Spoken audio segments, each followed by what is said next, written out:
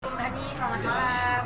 Alhamdulillah ya Mbak Ani, kita bisa bertemu pada malam hari ini untuk saya menyampaikan penyuluhan tentang penyakit menular seksual atau biasa disebut dengan PMS. Nah, waktunya itu kurang lebih 30 menit. Gimana Mbak Ani? Apakah setuju? Iya. Ya. Baik, kalau gitu saya langsung saja ke materi ya Mbak Ani. Mbak Ani dengarkan dengan baik-baik. Nah, di sini akan saya tampilkan melalui presentasi ini gimana yaitu penyakit menular seksual. Nah, sebelumnya penyakit menular seksual itu apa sih? Nah, sini akan saya jelaskan. Penyakit menular seksual atau yang biasa disebut dengan PMS yaitu merupakan penyakit yang ditularkan melalui hubungan seksualitas, di mana PMS akan beresiko jika Hani melakukan atau orang-orang masyarakat pada lainnya melakukan seksual dengan berganti-ganti pasangan atau dengan melalui alat kelamin secara oral ataupun dengan anal. Anal itu melalui anus. Nah, dimana bila tidak ditangani secara tepat, infeksinya itu seperti ini Mbak Hani, dimana alat reproduksi wanita atau pria akan menelan dan menyebabkan sakit yang berkepanjangan. Nah, kemudian saya lanjutkan lagi di sini. Yang terpenting itu adalah infeksi menular itu dapat dari satu orang ke orang lain, dimana ini itu sudah terbukti dari penelitian ya Mbak akan tentang penyakit menular itu sangat banyak dijumpai di negara berkembang.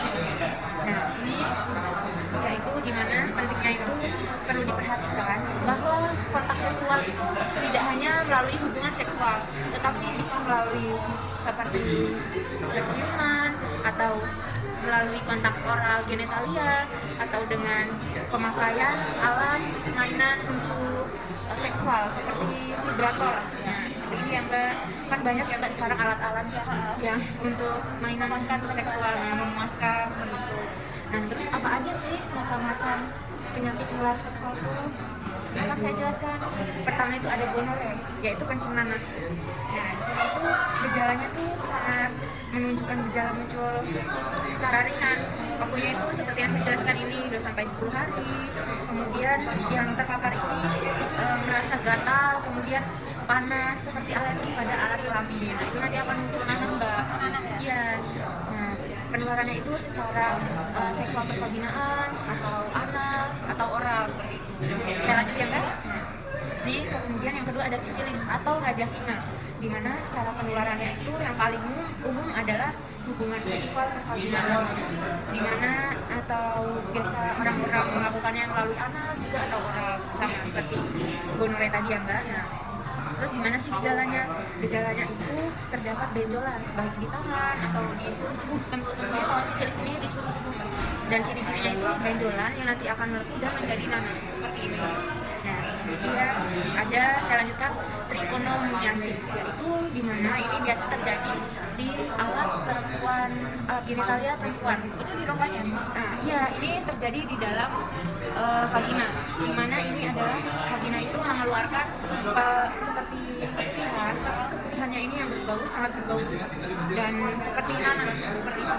Nah, penularannya itu biasanya melalui kontak seksual terhadap wanita, bisa juga melalui baju seperti benda-benda. Nah, itu Mbak.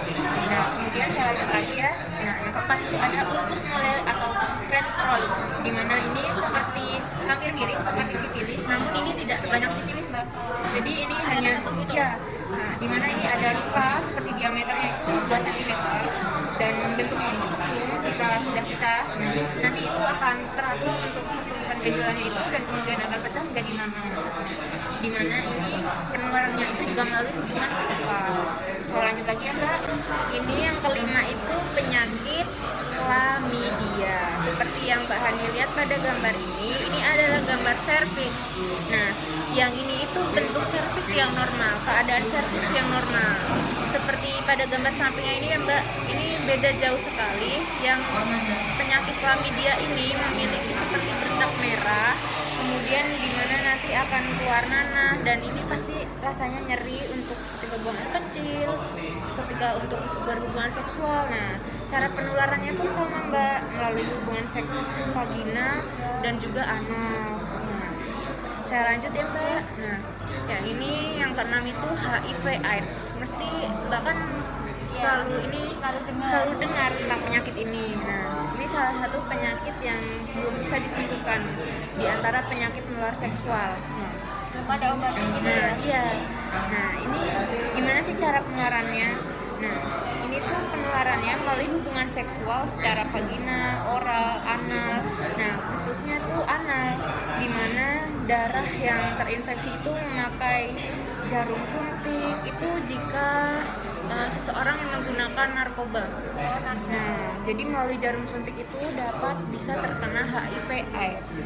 Nah, kemudian untuk beberapa orang itu biasanya tidak mengalami gejala-gejala yang berkepanjangan gitu Mbak. Jadi ini gejalanya tuh hanya sebentar, kemudian tuh lambat laun bertahun itu tidak terlihat gejalanya, kemudian dia itu akan menyerap memakan daya tahan tubuh kita itu semakin lemah, sehingga sistem imun kita itu menjadi seperti yang Mbak lihat pada gambar seperti ini. Nah, ini sampai saat ini belum ada Mbak obatnya. Jadi ini dalam dunia kesehatan ini masih mengoptimalkan untuk pencegahan HIV/AIDS. Saya lanjut lagi ya Mbak. Nah, yang ketujuh itu ada herpes genitalis. Nah, seperti yang Mbak lihat ya, ini herpes genitalis itu terlihat seperti bukan yang hanya di kulit bagian tubuh ya Mbak. Ini terjadi pada genitalia, alat genitalia, dimana cara penularannya itu melalui kontak seksual antara kulit dengan bagian-bagian tubuh yang terinfeksi. Mungkin ada seseorang yang terinfeksi herpes genitalis, ketika Mbak bertemu dengan seseorang itu, nah mungkin terkena Mbak Hani bersentuhan, kemudian terkena di tangan itu bisa. Gejala-gejalanya itu sangat ringan, mungkin meliputi rasa gatal, terus terbakar, dan rasa nyeri di kaki, di pantat, di tubuh-tubuh yang terkena infeksi itu. Nah, kemudian untuk beberapa minggu itu kemudian akan muncul seperti gambar ini. Kemudian saya lanjut saja ya Mbak, yaitu kedelapan kutil genitalis, di mana cara penularannya melalui hubungan seks vaginal dan anal ataupun oral. Gejalanya yang timbul yaitu berbenjol pada bagian tubuh yang terkena, mungkin utamanya itu pada alat genitalia.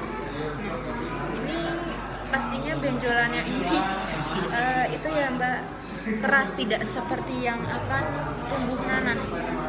Jadi benjolannya ini tidak dapat bisa disembuhkan secara permanen.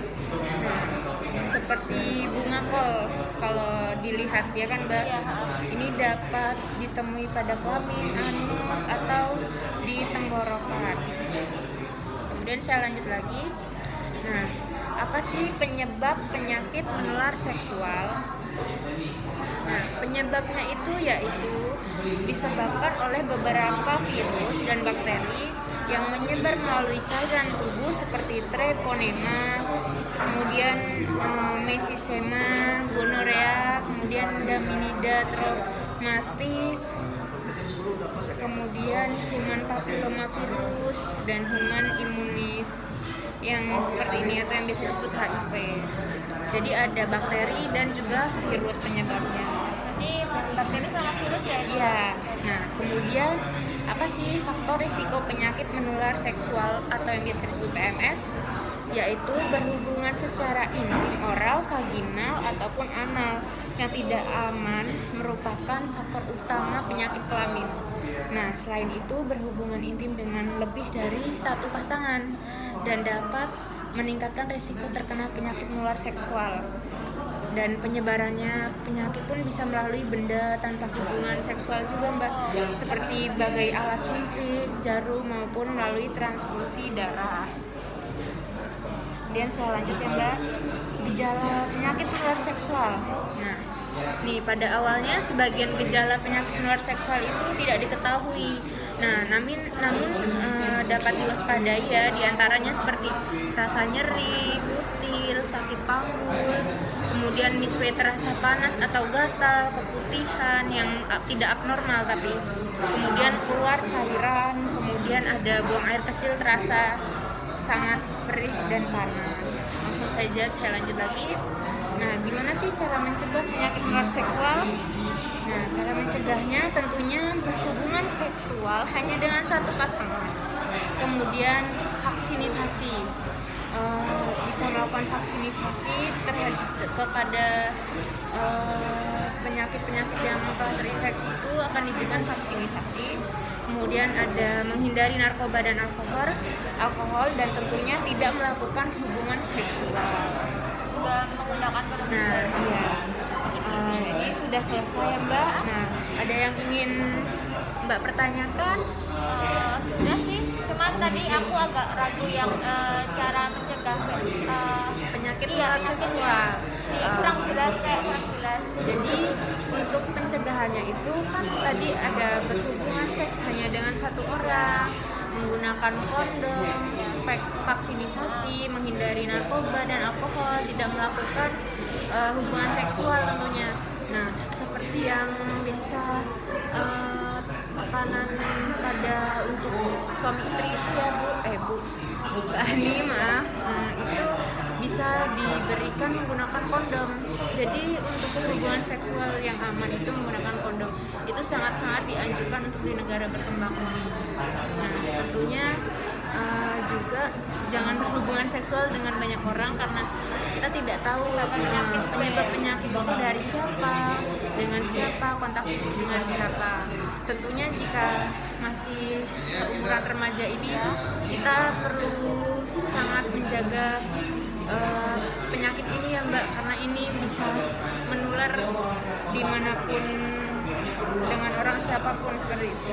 Kalau vaksin itu yang dilakukan tuh maksudnya ke cowoknya atau ke ceweknya atau semuanya? Semuanya Mbak, jadi vaksin ini bisa diberikan kepada perempuan ataupun laki-laki, baik sebelum terinfeksi ataupun sudah terinfeksi. Namun seperti yang tadi saya jelaskan, beberapa penyakit itu seperti HIV/AIDS belum ada obatnya. Nah, selain itu penyakitnya masih bisa diberikan antibiotik. Nah, seperti itu Mbak. Ataupun juga dengan vaksin ini untuk mencegah. Kalau begitu apakah sudah paham Mbak Hani tentang penyampaian ini? Sudah. Baik, kalau gitu saya tutup ya Mbak Hani. Terima kasih sudah meluangkan waktu pada malam hari ini.